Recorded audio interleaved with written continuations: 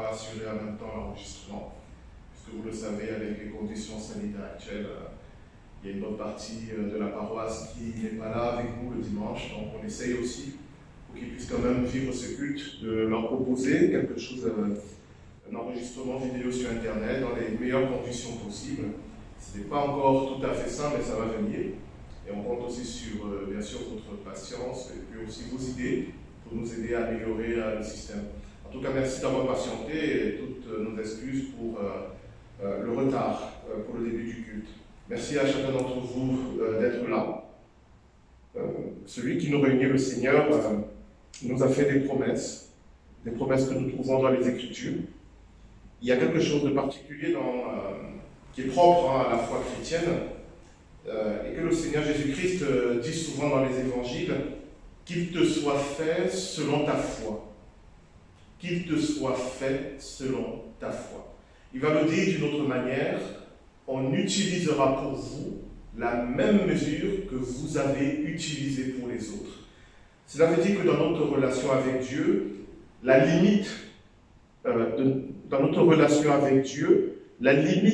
des bénédictions de Dieu, la limite de l'intervention de Dieu dans nos vies, eh bien, c'est nous qui la fixons. Qu'il te soit fait selon ta foi, et on utilisera pour toi la mesure même que toi tu utilises.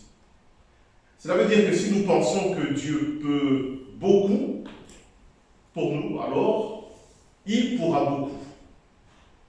Mais si nous pensons que Dieu peut rien, alors il ne pourra rien. Dans les évangiles, toujours, on nous dit que Jésus n'a pas fait beaucoup de miracles à Nazareth, sa ville natale. Pourquoi? Parce qu'il y avait dans cette ville toutes les personnes qui l'ont vu grandir, qui l'ont connu petit, adolescent, et qui avaient du mal à croire qu'il était capable de faire des miracles. Et donc, il a fait très peu de miracles. Qu'il te soit fait selon ta foi. C'est nous qui ouvrons la porte à Dieu, c'est nous qui lui permettons d'agir. Il est Dieu, il est tout-puissant, mais il a fixé cette règle. Il ne fera rien sans que nous lui donnons la possibilité de le faire. Alors ce matin, pour entrer dans ce culte, je vous propose, bien évidemment, d'accueillir la grâce de notre Dieu qui nous est donnée en Jésus-Christ, mais d'une certaine manière, d'ouvrir large les portes du possible de Dieu. Je vous propose d'étendre votre mesure. Je vous propose, comme le dit la parole, d'élargir votre tente. C'est-à-dire d'élargir les possibilités de Dieu dans votre vie. On aura l'occasion d'en reparler aujourd'hui. Mais qu'il nous soit fait selon notre foi et que le Seigneur nous donne d'avoir une foi immense, profonde et grande. Je vous invite à la prière. Père, tu nous rassembles ce matin et nous sommes réunis en ton nom. Nous savons que tu es là. Et tu vois, Seigneur, les différentes mesures que nous utilisons. Tu vois les limites que nous te posons dans nos vies, par incrédulité, par peur, par manque de confiance. Tu vois, Seigneur, à quel point, bien souvent, notre tente est petite. Nous te prions ce matin, au moment d'entrer dans ce culte, de nous aider, Seigneur.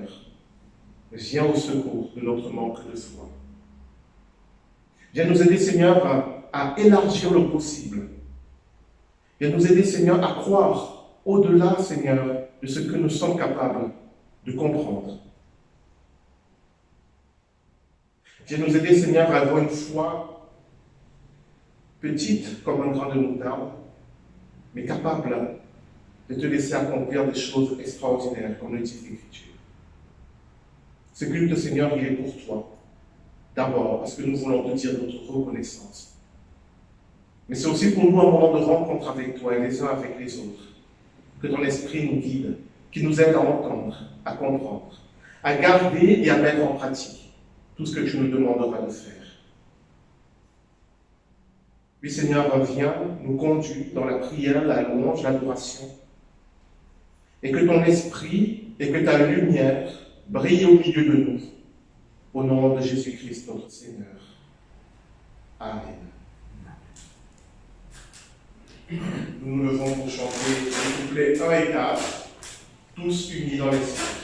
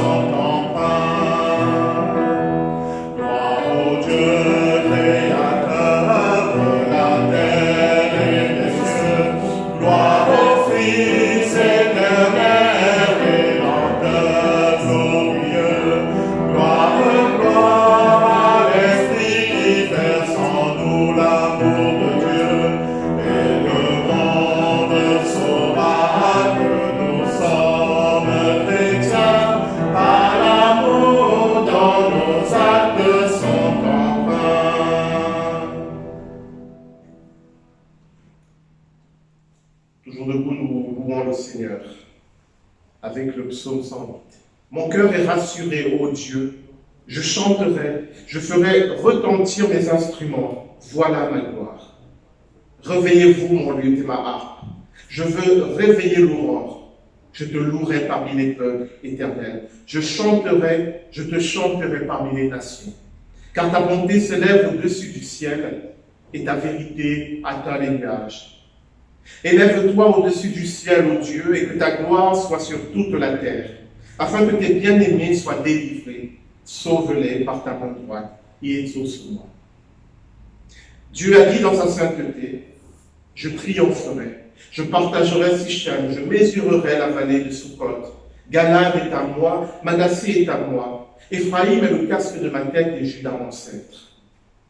Moab est le bassin où je me lave, je jette ma sandale sur Édom, je pousse des cris contre le pays des Philistins. Qui me mènera dans la ville fortifiée? Qui me conduira jusqu'en Édom? N'est-ce pas toi, ô Dieu, qui nous avais repoussés et qui ne sortait plus, ô Dieu, avec nos armées? Viens nous aider contre notre adversaire. Le secours de l'homme n'est qu'illusion. Avec Dieu, nous ferons des exploits. C'est lui qui écrasera nos adversaires. Amen. Nous continuons notre louange en chantant « Je louerai l'Éternel ».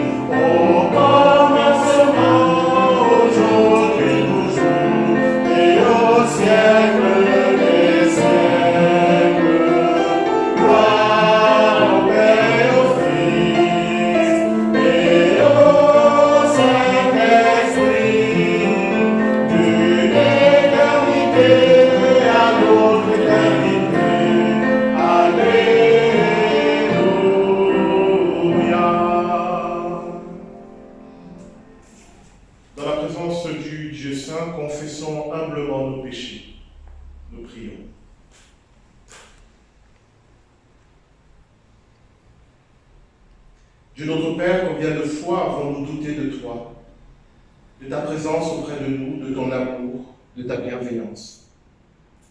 Combien de fois avons-nous jeté des regards inquiets à droite et à gauche, en disant « je suis seul, je suis abandonné ». Combien de fois t'avons-nous fait de reproches dans le malheur, dans la difficulté ou dans l'épreuve, oubliant que tu as dit « je ne t'abandonnerai pas, je ne te délaisserai pas ». Père, pardonne-nous notre manque de foi. Pardonne-nous nos reproches à ton égard. Pardonne-nous car nous sommes si prompts à douter de toi, à nous détourner de toi. Pardonne-nous parce que malgré tout ce que tu as fait pour nous, malgré toutes tes promesses, nous te demandons encore de nous prouver que tu nous aimes. Nous te demandons encore de faire tes preuves. Oui, Seigneur, viens au secours de notre manque de foi.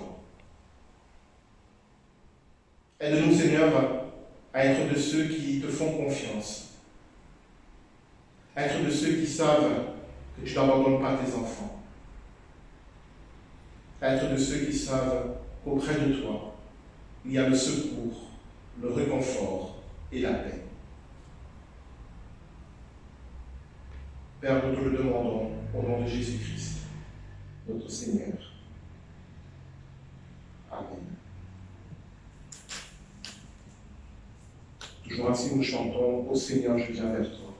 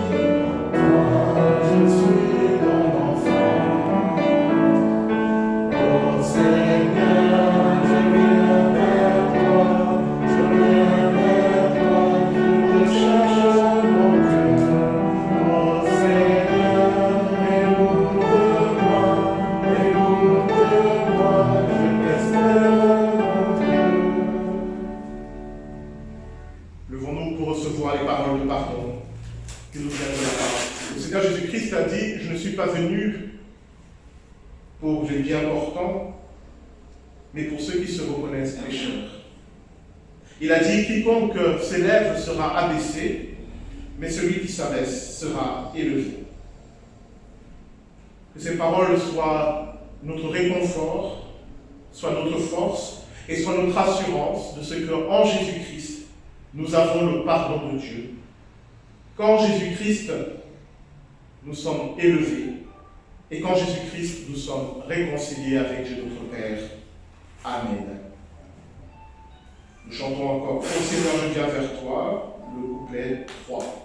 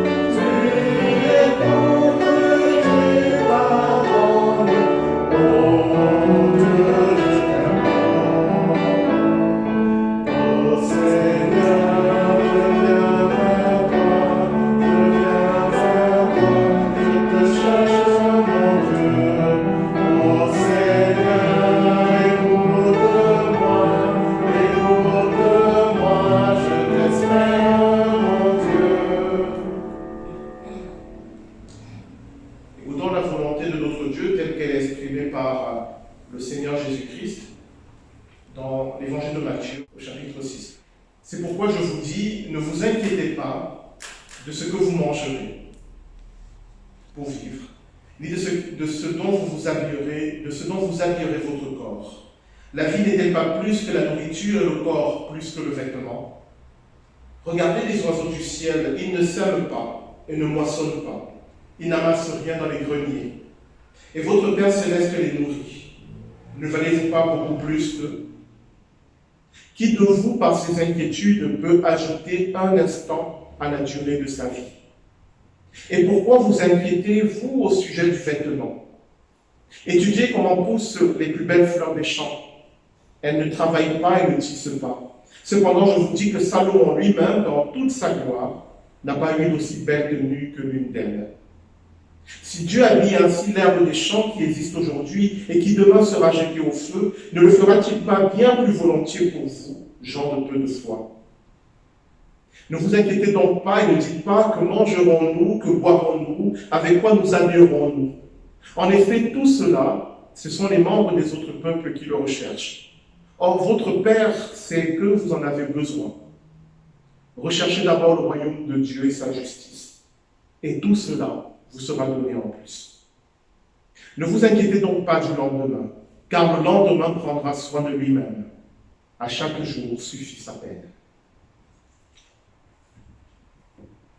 Nous terminons en chantant le couplet 4 de Ô Seigneur, je viens vers toi.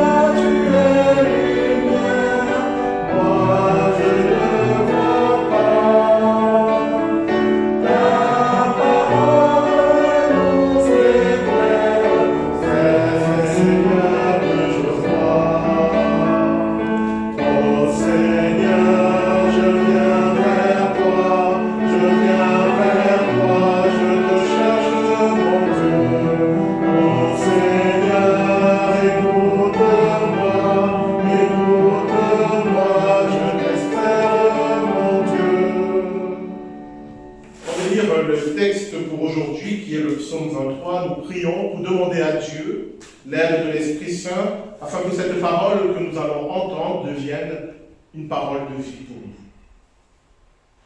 Seigneur, ta parole est la vérité, sanctifie-nous par la vérité. Que ton Saint-Esprit nous aide à lire, à comprendre, à garder et à mettre en pratique ta parole. Qu'elle vienne, Seigneur, en nous chasser toutes ténèbres. Qu'elle vienne, Seigneur, en nous produire ton œuvre de délivrance, de guérison et de restauration. Et qu'il n'y ait aucun obstacle en nous, Seigneur, entre toi et nous. Nous te le demandons et nous t'en remercions par Jésus-Christ, notre Seigneur. Amen. Amen. Voilà, pour ce matin, je vous propose de lire le psaume 23, qui est un psaume très connu, c'est un des plus célèbres psaumes. L'Éternel est mon berger, je ne manquerai de rien. Il me fait prendre du repos dans des pâturages bien verts. Il me dirige près d'une eau paisible. Il me redonne des forces. Il me conduit dans les sentiers de la justice à cause de son nom. Même quand je marche dans la sombre vallée de la mort, je ne redoute aucun mal, car tu es avec moi. Ta conduite et ton appui, voilà ce qui me réconforte. Tu dresses une table devant moi en face de mes adversaires. Tu verses de l'huile sur ma tête et tu fais déborder ma coupe. Oui, le bonheur et la grâce m'accompagneront tous les jours de ma vie. Et je reviendrai dans la maison de l'Éternel jusqu'à la fin de mes jours. Amen. Voilà, c'est un des psaumes les plus connus. Et ce matin, j'aimerais attirer votre attention sur le tout premier verset, qui dit peu de choses, mais qui dit tout. Et nous allons méditer ensemble sur cela. L'Éternel est mon berger, je ne manquerai de rien. Déjà, il nous faut préciser certaines choses, parce que on a perdu pas mal de notions qui étaient évidentes pour les gens de l'époque. Le fait d'appeler Dieu le berger. C'est quelque chose qui pour nous est devenu tout à fait normal. Dans nos églises, les ministres du culte sont appelés les pasteurs. Ça vient de là. Dans l'église catholique, même dans les églises orthodoxes, l'évêque, il a une crosse, c'est-à-dire un bâton qui est un bâton de berger. On a repris tout ce vocabulaire et aujourd'hui même, le berger a une très bonne image dans notre société. Il y a un côté un peu écolo, ami des animaux, il vit dans la nature, il est avec ses bêtes. Il y a un côté très, très romantique, très poétique dans l'image du berger. C'est très positif aujourd'hui, le berger. Il faut savoir qu'à l'époque où ce psaume a été écrit, et même à l'époque du Christ, le berger n'avait pas du tout cette image. Le berger était parmi les catégories de personnes les plus basses de la société. Le berger vivait avec des bêtes. Ce n'était pas vraiment l'idéal. L'idéal dans le monde hébreu, c'était celui qui étudie la parole de Dieu. Mais celui qui vit au milieu des bêtes, il est considéré comme un moins que rien. Il y a pas mal d'histoires dans la Bible comme cela qui nous permettent de comprendre l'image du berger. Vous prenez l'exemple de David. Le roi David, lorsqu'il a été choisi comme roi par le prophète Samuel, eh bien, il était en train de garder les troupeaux de son père. Et lorsque le prophète Samuel vient voir Isaïe et lui dit « Il y a un de tes fils qui va être roi comme roi », Isaïe fait défiler ses 7 fils, et ce n'est aucun d'eux. Il a oublié qu'il avait un 8e. Et ça nous montre que David ne devait pas être très aimé dans la maison de son père, parce que de un, on l'avait oublié, mais surtout, il gardait les bêtes.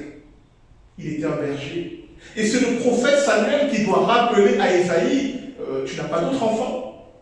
Il dit, ah oui, oui, il y a un dernier, le petit David, il garde les bêtes. Il y a un autre récit comme ça dans la Bible, c'est l'histoire de Abel et Caïn. Abel était un berger. Il gardait les troupeaux. Et c'est très intéressant parce que Abel, et j'aurai l'occasion d'en reparler, Abel, quand vous lisez ce récit de l'histoire d'Abel et Caïn, vous allez vous rendre compte que Abel ne parle pas. Il est inexistant.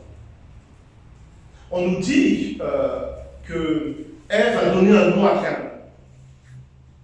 Mais on ne nous dit rien d'Abel. Et d'ailleurs, son nom, Abel, Avel, en hébreu, ça veut dire néant. Celui qui n'est rien. Vous connaissez le passage de l'Ecclésiaste, vanité de vanité, tout n'est que vanité. Littéralement, c'est vapeur, vapeur, tout n'est que vapeur. Eh bien, vapeur en hébreu, c'est Avel. On l'a appelé rien. Vous imaginez, vous avez un enfant, vous l'appelez, toi je vais t'appeler rien du tout. Je vais t'appeler néant. À l'occasion, on verra pourquoi on lui a donné ce nom, Avel, qui veut dire tu n'es rien. Et comme par hasard, cet enfant qu'on appelle tu n'es rien, c'est quoi son métier? Il est berger. Pourquoi? Parce que berger, c'était la tâche la plus dégradante, la plus basse. On a plein d'autres exemples comme cela. Moïse a été prince d'Égypte. C'est-à-dire qu'il était prince dans l'état le plus puissant de son époque. Mais c'est quand il est devenu berger que Dieu l'a appelé.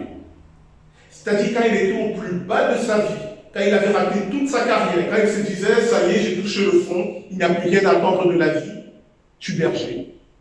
C'est à ce moment-là que Dieu l'appelle. Alors quand David dit dans son psaume, l'Éternel est mon berger, c'est assez révolutionnaire quand même. Et quand Dieu lui-même se présente comme le berger d'Israël, c'est extraordinaire. C'est-à-dire que pour se présenter, Dieu va choisir la fonction la plus méprisée de l'époque. Dieu ne dit pas « je suis le sage d'Israël, je suis je sais pas moi, c'est quoi aujourd'hui les fonctions qui ont de la valeur? Je sais pas, le ministre, je sais pas, le président de la République d'Israël, qu'est-ce qu'il y a d'autre? Je sais pas, le chef d'entreprise, je suis le berger.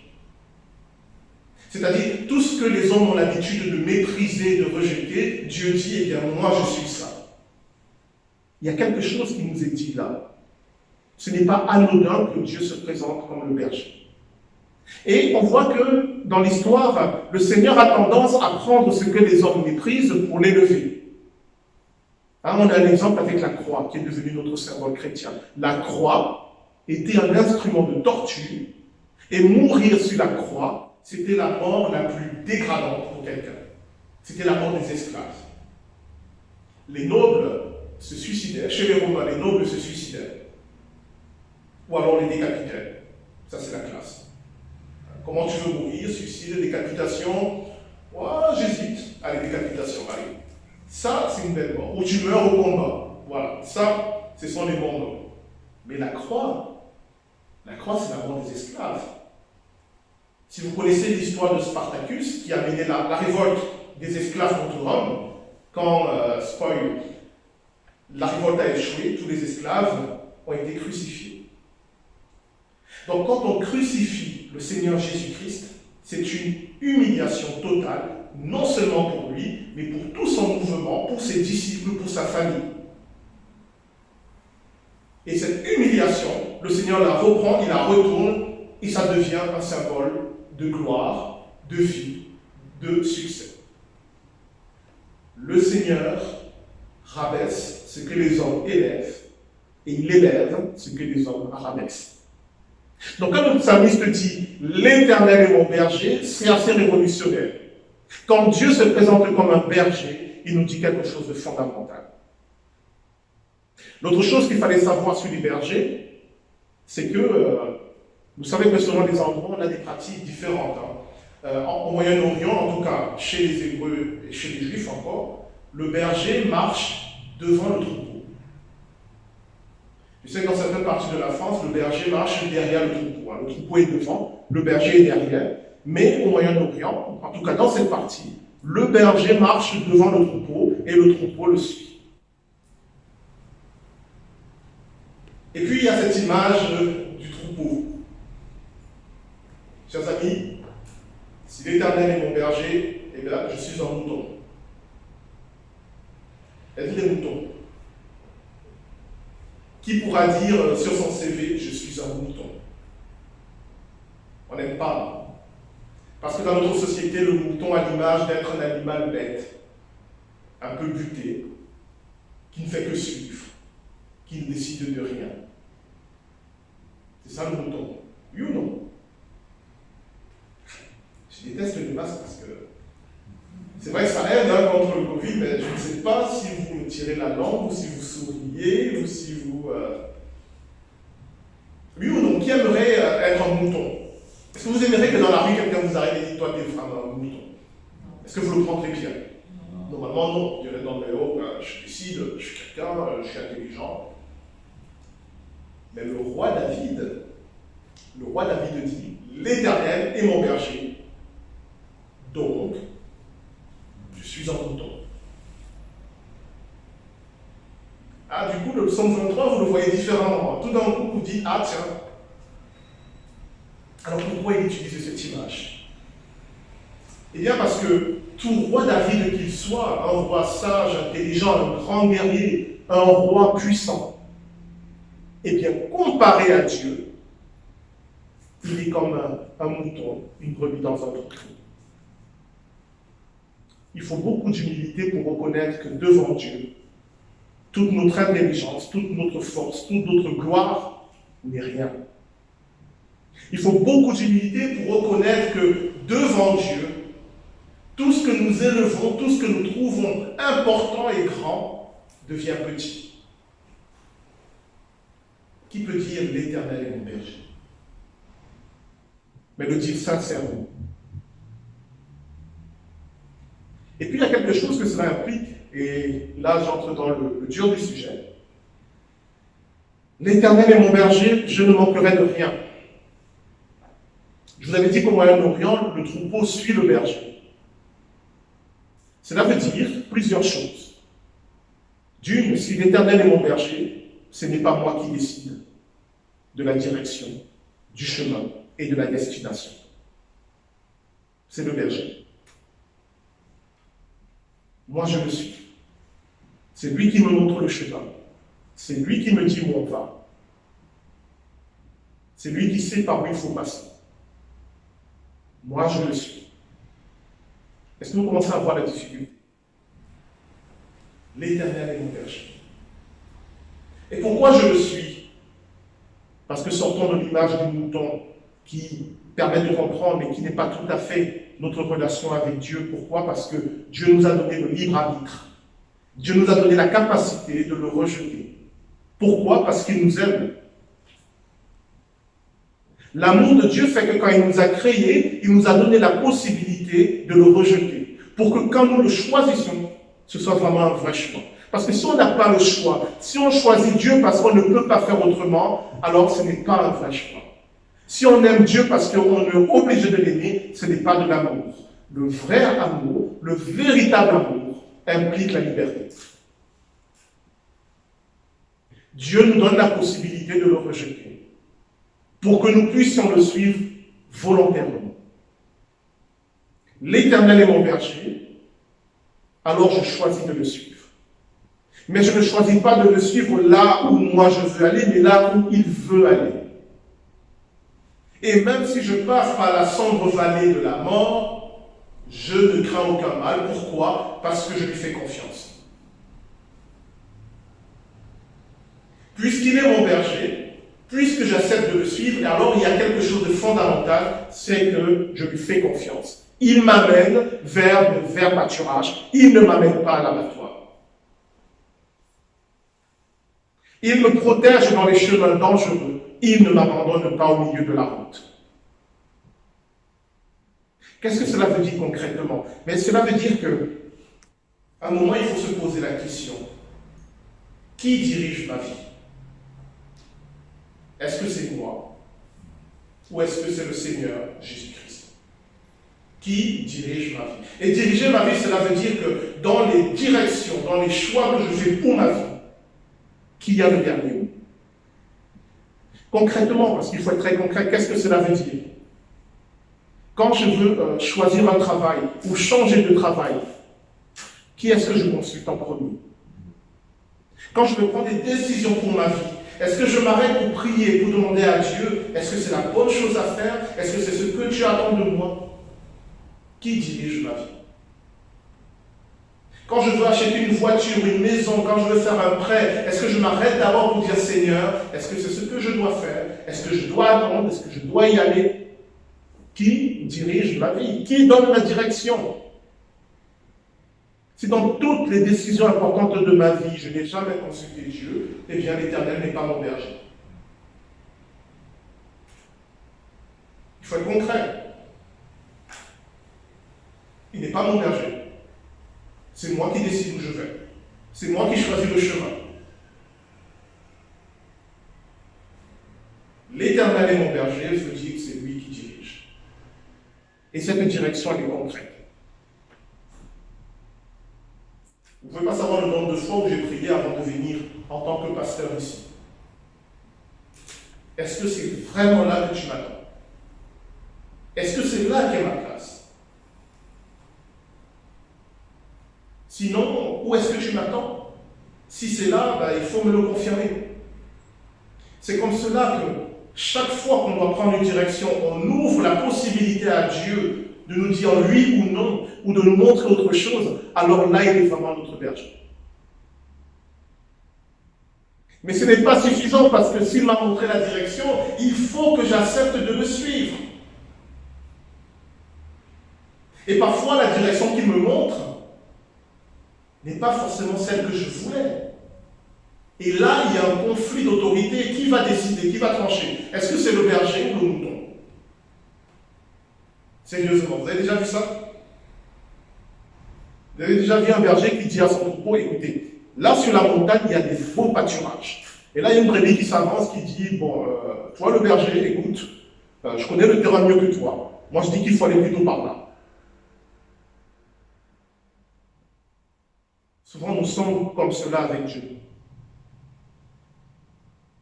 Nous voulons lui expliquer la meilleure route. Nous pensons que nous connaissons mieux que lui.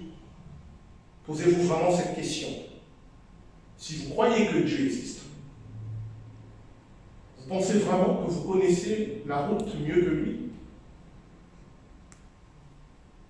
Mais on ne peut pas le suivre si on ne lui fait pas confiance.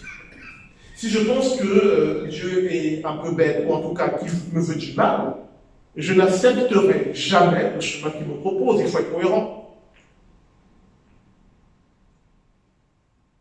L'Éternel est mon berger, je ne crains aucun mal. et je ne manquerai de rien. On va venir sur cette dernière partie. Qui dirige? Qui donne la direction? Si c'est Dieu, est-ce que nous l'écoutons? Est-ce que nous le suivons? Si oui, tant mieux. Sinon, pourquoi? Pourquoi nous doutons de lui? Pourquoi nous avons peur? Parce que bien souvent, nous pensons qu'il est incapable de nous protéger. Et bien souvent, nous pensons que nous allons nous protéger nous-mêmes. Combien parmi vous ont déjà flippé lorsque leur compte en banque est passé au rouge? Non, qu'est-ce qui va m'arriver? Combien parmi vous ont tremblé lorsqu'ils ont perdu leur travail? Ou combien parmi vous sont rassurés parce que leur compte en banque est bien garni? Ou ils ont un bon travail, ils se disent, voilà, j'ai assuré ma vie, j'ai de l'argent, j'ai du travail, j'ai une maison, je suis tranquille. Il faut changer le psaume. Mon banquier et mon berger. Je ne manquerai de rien. Car il m'autorise à m'ouvrir. Et j'ai une bonne carte bancaire. En fait, il y a pas mal de choses qui nous conduisent dans la vie, mais pas Dieu. Et je voudrais vous inviter à réfléchir à qui dirige votre vie, qui donne la direction vraiment. Et puis enfin, la partie la plus scandaleuse, c'est là où vous allez me jeter des tomates. Je ne manquerai de rien. Chers amis, il y a deux catégories de prières, peut-être plus, mais on va s'arrêter sur deux. Il y a la prière de demande. Seigneur, je voudrais ceci, je voudrais cela. Et puis il y a ce qu'on appelle la proclamation. La proclamation, ce n'est plus une demande, mais c'est l'affirmation de quelque chose que l'on sait vrai. Et la proclamation s'appuie non pas sur nos émotions, mais sur les promesses de Dieu. Vous voyez la différence? Dieu a dit, je ne t'abandonnerai pas, je ne te délaisserai pas. Alors je peux dire, je ne manquerai de rien. Je peux le proclamer maintenant. Je ne manquerai de rien. Pourquoi? Parce que Dieu a dit qu'il ne m'abandonnerait pas et qu'il ne me délaisserait pas. La proclamation ne s'appuie pas sur nos propres émotions ou notre propre entendement. La proclamation s'appuie sur la parole de Dieu. Bien souvent, il y a des demandes qui ne sont pas justes. On a lu tout à l'heure dans l'évangile de Matthieu, le Seigneur Jésus-Christ dit, ne vous inquiétez pas du vêtement et du manger. Moi, à partir de cette parole, je n'ai jamais prié pour demander à Dieu à manger. Jamais, jamais, jamais, jamais. Même dans des périodes de ma vie où j'étais dans des grosses difficultés, je n'ai jamais demandé à Dieu à manger. Pourquoi? Parce qu'il a dit, ne t'inquiète pas de cela. Alors je me suis refusé à lui demander. Par contre, je lui ai toujours rendu grâce pour chaque repas de ma vie. Je l'ai toujours remercié, mais je n'ai jamais demandé. Je n'ai jamais prié pour des vêtements. Pourquoi? Parce que je crois dans ce qu'il me dit. Ne t'inquiète pas de ça. Il y a des demandes qui montrent qu'on n'a pas la foi. Seigneur, qu'est-ce que je vais manger ce soir? Et il a dit, ne t'inquiète pas. Ne t'inquiète pas. N'aie pas peur. La proclamation s'appuie sur les promesses de Dieu et dire « je ne manquerai de rien », c'est une proclamation. Et vous savez, dans la vie, il y a des moments où il faut proclamer des choses. Et proclamer des choses, ce n'est pas quand tout va bien, c'est justement quand tout va mal. Proclamer, c'est quand tout vous dit que vous allez être dans la pénurie. Quand tout dans votre vie indique que vous allez manquer, c'est le moment de dire « je ne manquerai de rien ». Pourquoi? Parce que l'Éternel est mon berger. La proclamation de cette parole « je ne manquerai de rien », c'est la confiance en Dieu. Je n'ai pas besoin de lui demander, je n'ai pas besoin de faire mes preuves pour qu'il prenne soin de moi, parce qu'il m'aime. Parce qu'il a donné son Fils à la croix pour moi, alors pourquoi m'abandonnerait-il dans les petites épreuves de la vie, alors que dans cette immense épreuve qu'est le péché, il m'a déjà donné ce qu'il a de plus précieux. alors je sais que je ne manquerai de rien. Et chers amis, si vous ne l'avez pas encore expérimenté, il faut le vivre, sinon vous ne croirez pas. Sinon vous direz que je suis un fou, que j'affabule. Quand je vous dis que le Seigneur pourvoit à tous nos besoins, à condition qu'il soit mon berger. Sinon c'est trop facile. Sinon je vis comme je veux, je fais n'importe quoi. Et puis je dis à Dieu, bah écoute, là justement, j'ai un peu déconné, bon maintenant, il faut venir réparer les dégâts. Alors ça peut arriver. On a des exemples dans la Bible, l'histoire du fils prodigue, qui revient vers son père et son père l'accueille. On a la parabole de la brebis perdue. Le berger va chercher la brebis qui est perdue. Il laisse les 99 autres, il va chercher la brebis perdue. Il la cherche jusqu'à ce qu'il la trouve. Et quand il la trouve, il la porte et il la ramène. Donc, grâce à Dieu, évidemment, même quand on est perdu, il peut nous retrouver.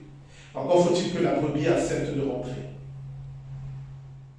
Encore faut-il que la brebis accepte de retourner avec le berger. Mais ce n'est pas la faute du berger.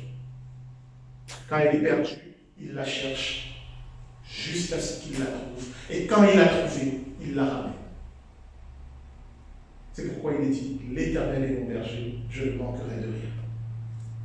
Alors pour terminer, je sais très bien qu'il y a plein d'exemples de la vie courante qui peuvent vous venir. Je dis, mais oui, mais si je suis dans ça, si j'ai perdu mon travail, si on a saisi tous mes biens, si je suis SDF, si. Chers amis, il n'est pas écrit, je ne manquerai de rien lorsque j'aurai un bon travail, lorsque j'aurai une famille attentionnée, lorsque ma vie sera parfaite. Il est écrit, l'Éternel est mon berger, donc je ne manquerai de rien. Il n'est pas écrit, je ne manquerai de rien si tous les hommes m'aiment, si je n'ai fait aucune erreur, si ma vie est parfaite. Non, il est dit, comme l'Éternel est mon berger, comme j'accepte de le suivre, comme j'accepte de marcher à sa suite, je sais que je ne manquerai de rien, même si je traverse la vallée de l'ombre de la mort, même si je traverse des épreuves, des difficultés, je sais que le but de mon voyage, ce sont des verts pâturages. C'est cela la foi. Ce n'est pas moi que cela. C'est ça la foi. Alors maintenant, si certains d'entre vous se disent, cette foi, je ne l'ai pas, ou j'ai du mal à la voir, bienvenue dans l'humanité, les gars. On est tous comme ça. Cette foi-là, on a du mal à la tenir. Mais heureusement, le Seigneur nous l'a dit, demandez, on vous donnera. Si vous avez du mal à suivre le Seigneur, mais demandez-lui la foi pour le suivre. Si vous avez peur de manquer, mais demandez à Dieu la paix, même dans le dénuement. Et c'est ce que je vous propose de faire maintenant. De prier pour dire à Dieu, écoute, c'est très dur pour moi d'avoir cette foi. C'est très dur pour moi de te suivre. C'est très dur pour moi d'avoir confiance en toi. Alors aide-moi à avoir cette foi. Si vous faites cette prière, vous pouvez être sûr que vous êtes exaucé. Car le Seigneur a dit, vous qui savez donner de bonnes choses à vos enfants, à plus forte raison, votre Père qui est dans le ciel vous donnera de bonnes choses si vous le lui demandez. Voilà, je vous propose de prier maintenant, pour faire cette demande au Seigneur. D'abord pour le reconnaître comme notre berger, si vous êtes d'accord, ça entre vous et lui. Et si on le reconnaît comme notre berger, de lui demander la force et la confiance nécessaires pour le suivre. Et qu'il chasse de notre cœur la peur. L'opposé de la foi, ce n'est pas le doute, c'est la peur. Nous prions.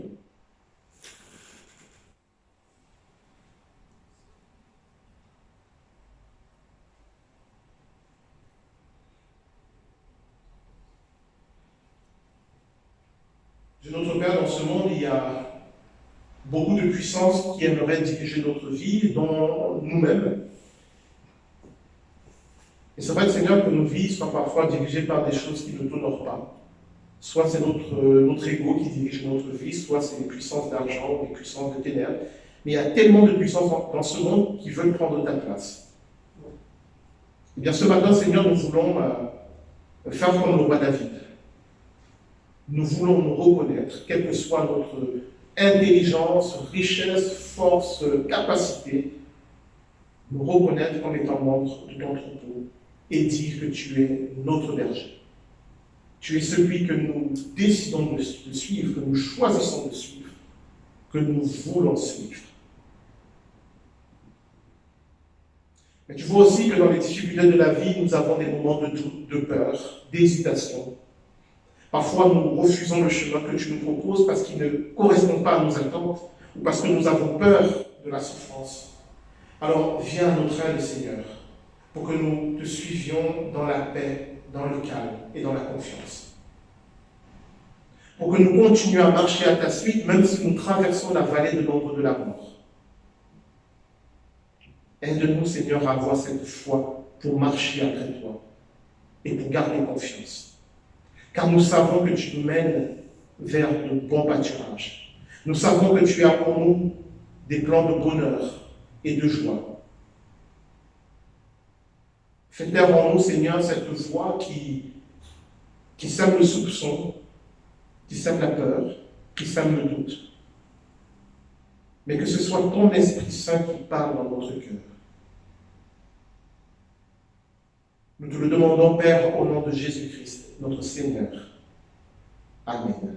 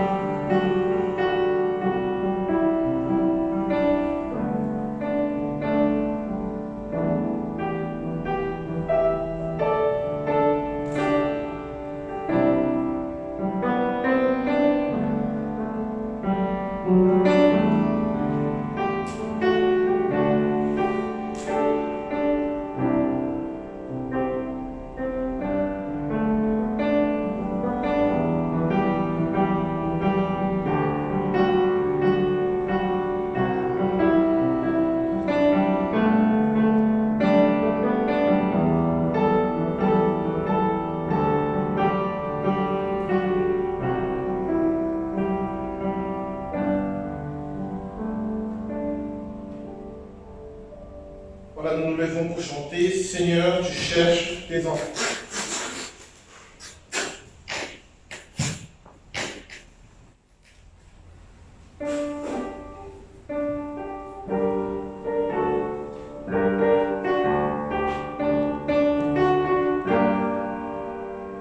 Seigneur, tu cherches tes enfants, car tu es l'amour. Tu veux unir tous les vivants grâce à ton amour. Seigneur, Seigneur,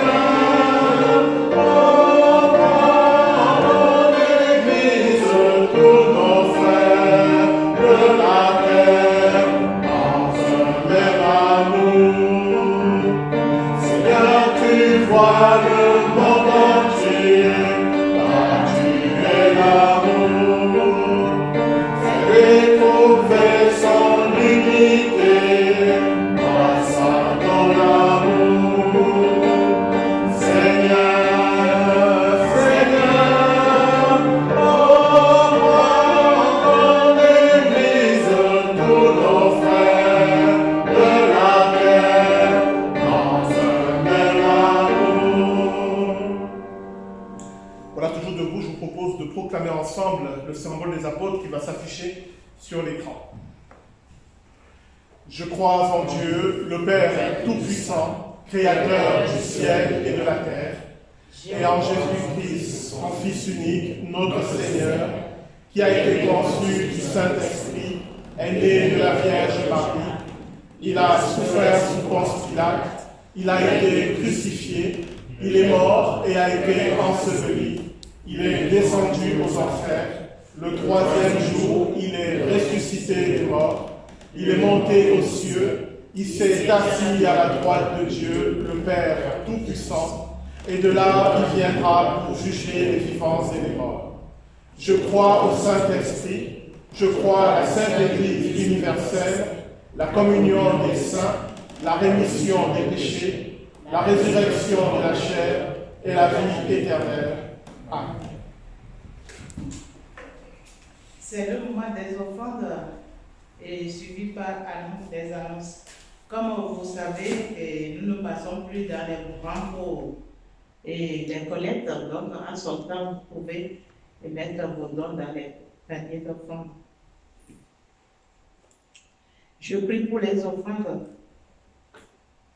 Que chacun donne comme il a résolu en son cœur, sans tristesse ni contrainte, car Dieu aime celui qui donne avec joie.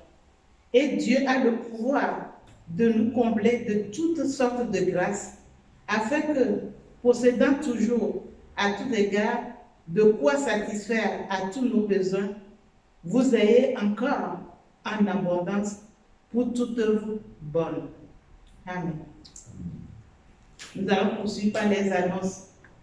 Et vous savez que chaque année, juillet, août, c'est le moment d'aller voir ailleurs et de passer de bonnes vacances avec la famille. Donc, c'est pour ça qu'on n'est pas nombreux, même si la crise sanitaire passe par là. Nous avons dit la semaine passée, dimanche passé, que nous avons besoin d'une caméra pour pouvoir continuer nos enregistrements de façon correcte et efficace.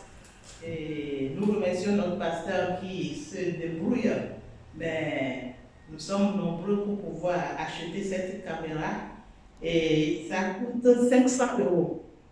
Nous sommes comme membres à peu près 150 à 200 membres dans cette église. Si nous divisons les 500 en je ne sais pas combien, au nombre qu'on est, je crois qu'on peut l'acheter. Donc ce sont nos dons qui vont acheter, nos dons volontaires qui vont acheter cette caméra. Et donc, je vous prie de faire des enveloppes comme vous pouvez. On ne peut pas fixer un montant comme vous pouvez, et volontairement, en disant que l'Éternel est mon berger, je ne manquerai de rien. Nous avons en septembre le stand de l'église au Saint-Génial-des-Rois, la fête des associations, samedi 5 et dimanche 6.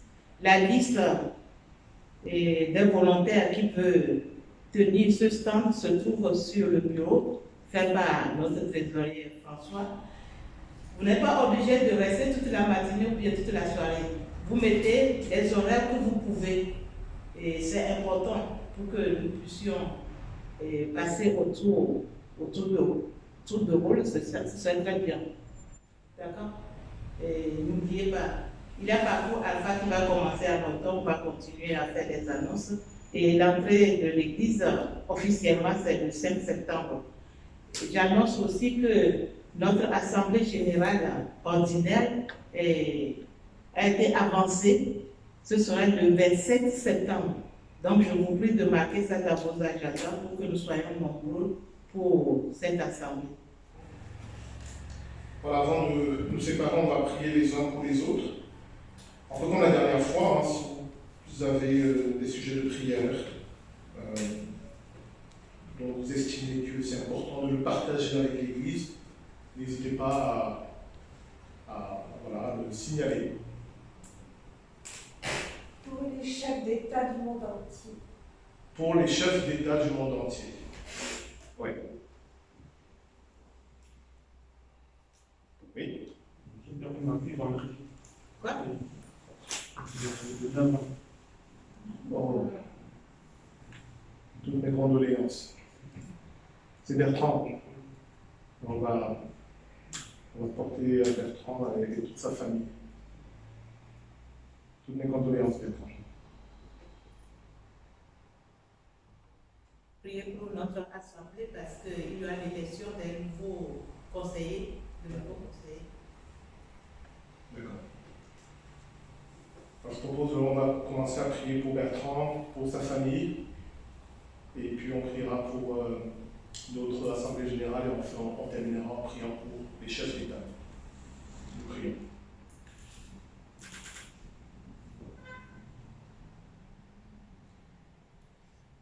Seigneur, nous t'apportons Bertrand qui a perdu sa fille, lui et toute sa famille qui sont dans le deuil. Nous te demandons, Seigneur, déjà pour eux, ta présence, ta paix, ta consolation dans ce temps d'épreuve.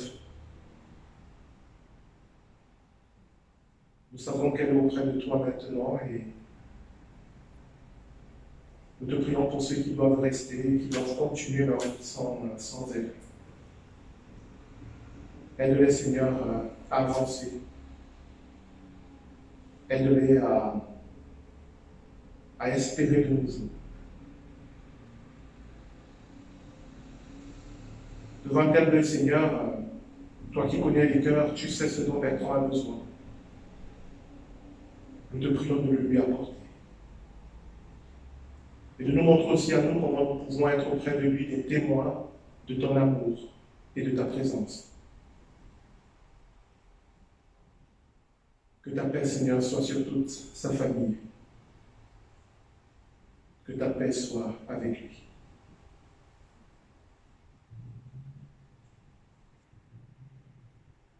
Nous te prions aussi, Seigneur, pour notre Église de la vallée de l'Orge, que dans ces moments difficiles, elle puisse continuer à témoigner de l'évangile de Jésus-Christ. Je te rends grâce, Seigneur, pour les hommes, les femmes et même les enfants qui s'engagent dans ton Église, qui donnent de leur temps, qui mettent au service de ton Église leur talent, leur énergie et leur argent, pour que ton Église puisse continuer à accomplir sa mission. Merci Seigneur pour tous ces hommes, pour toutes ces femmes, pour tous ces enfants qui font vivre cette Église. Je te rends grâce aussi Seigneur pour tous les membres du Conseil presbytéral qui se sont engagés Seigneur dans ce service. Que ta paix et ta bénédiction soient sur eux et sur leur famille. Et je te remets cette assemblée générale où plusieurs décisions vont être prises et je te demande que ce soit par ton esprit que nous tranchons et que nous décidons. Et que ce soit aussi par ton esprit que le nouveau conseil presbytéral soit élu.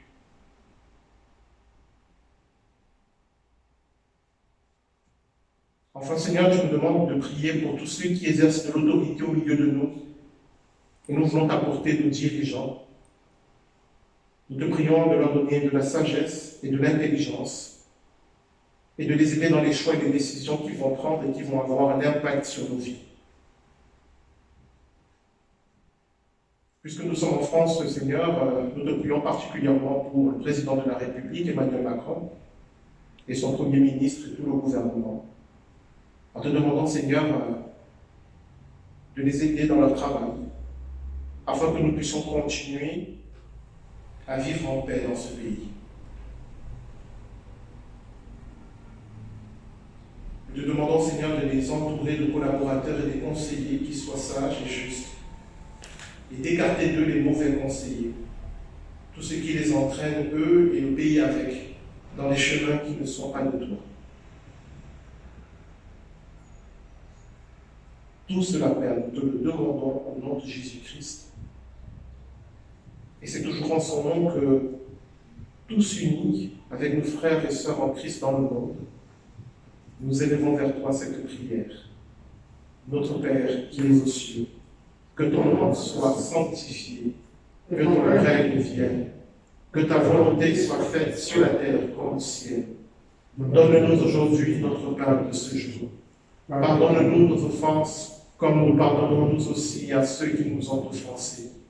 Et ne nous laisse pas entrer dans la tentation, mais délivre-nous du malin, car c'est à toi qu'appartiennent le règne, la puissance et la gloire pour les siècles des siècles. Amen.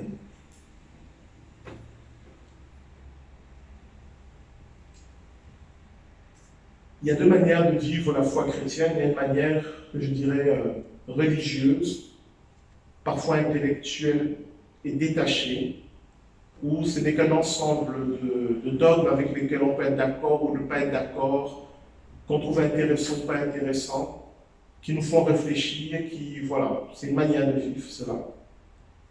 Et puis il y a une manière aussi dont la Bible nous parle, qui est une manière dont tout notre être s'engage, où nous vérifions dans notre vie que Dieu est avec nous et qu'il ne nous abandonne pas, quel que soit le chemin par lequel nous passons. Et c'est ce qu'a voulu exprimer le roi David dans ce psaume 23 quand il a dit « L'Éternel est mon berger, je ne manquerai de rien ». Ce n'est pas une parole simplement à entendre, c'est une parole à vivre. Cela veut dire que si je choisis de suivre Dieu là où il me dirige, et si je lui fais confiance, je ne manquerai de rien. Même si ce chemin me fait peur, même si ce chemin n'est pas celui que j'aurais choisi, même si ce chemin n'est pas celui que je comprends le mieux, celui où je suis le plus à l'aise, parce qu'il est mon berger, parce que je lui fais confiance, je sais que je ne manquerai de rien. C'est une parole à expérimenter, c'est une parole à vivre. Et c'est une parole aussi à témoigner. Car notre témoignage au monde, à ce monde qui souffre, à ce monde qui croit que s'il y a une crise économique, alors la vie n'a plus de sens, à ce monde qui a tout basé sur le matériel, sur la possession, porter un témoignage de dire, on peut suivre Dieu. On peut suivre les chemins que Dieu nous propose, qui ne sont peut-être pas les chemins du monde. Et dans ce chemin-là, on sait qu'on ne manquera de rien. C'est un témoignage dont nous contemplons besoin. Or, nous ne pouvons pas témoigner de cela si nous ne le vivons pas. Ou alors c'est un faux témoignage. Dire à quelqu'un, si tu suis Dieu, tu ne manqueras de rien, alors que soi-même on ne l'a pas vécu, alors on parle de ce qu'on ne connaît pas. Mais quand on l'a vécu, on peut le dire avec force. L'Éternel est mon berger. C'est pourquoi je ne manque de rien. Et si tu suis l'Éternel, toi aussi, quel que soit le chemin que tu prendras, il sera avec toi. Il prendra soin de toi. Je vous invite à vous lever pour recevoir la bénédiction.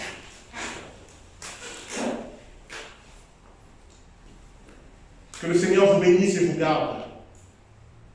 Que le Seigneur tourne sa face vers vous et vous donne sa paix. Que le Seigneur fasse briller sur vous la lumière de son visage. Que le Seigneur soit avec vous. Au nom de Jésus-Christ. Amen. Je propose de terminer en nous bénissant les uns les autres avec le 882, que la grâce de Dieu soit sur toi. On va le chanter deux fois et puis un deuxième couplet qui est différent. On va chanter les deux couplets.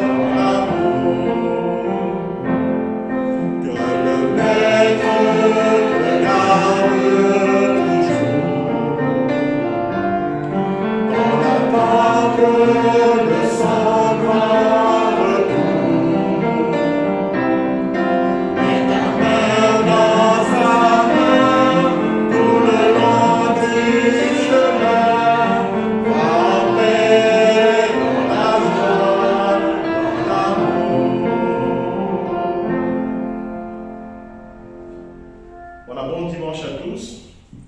et bonne semaine. Restez au frais, travaillez pas trop au soleil, maintenez les gestes barrières et puis profitez bien pour ceux qui sont en vacances encore de vos vacances. Bon dimanche.